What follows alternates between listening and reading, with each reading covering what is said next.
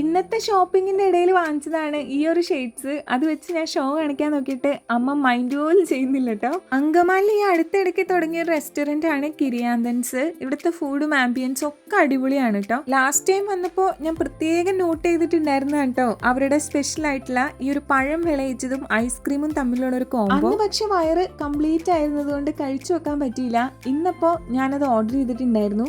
നമ്മുടെ ലാലേട്ടൻ ഒരിക്കൽ ഷെയർ ചെയ്തൊരു റെസിപ്പിയാണ് ഈ ഒരു പഴം ഇങ്ങനെ തേങ്ങയിട്ട് വിളയിച്ചതും ഐസ്ക്രീമും കൂടെ മിക്സ് ചെയ്തിട്ടുള്ള ഒരു സംഭവം. ഏത്തപ്പഴം ശർക്കരയും തേങ്ങയൊക്കെ ഇട്ട് വിളയിച്ചതിന്റെ ടേസ്റ്റ് മിക്കവാറും എല്ലാവർക്കും അറിയായിരിക്കും. അതിന്റെ കൂടെ ഐസ്ക്രീമും കൂടെ വെച്ച് കഴിക്കുമ്പോൾ ഒരു നല്ല ടേസ്റ്റ് ആണ്. എന്നാൽ ഭയങ്കര ഗംഭീര ടേസ്റ്റ് എന്ന് എനിക്ക് തോന്നിയില്ല കേട്ടോ. പിന്നെ ഞാനൊരു ഐസ്ക്രീം ലവർ ആണെങ്കിലും എനിക്ക് ഈ വാനില ഐസ്ക്രീമിനോട് അത്ര താല്പര്യമില്ല. അത്യാവശ്യം ട്രെൻഡിങ് ആയിട്ടുള്ള ഒരു ഐറ്റം ആയതുകൊണ്ട് എന്തെങ്കിലും ഒരു ദിവസം കഴിച്ചു നോക്കണമെന്നുണ്ടായിരുന്നു. ഇനി ഒരു തവണയും കൂടെ ഞാൻ ട്രൈ ചെയ്യുമെന്ന് ചോദിച്ചാൽ മിക്കവാറും ഇല്ല കേട്ടോ.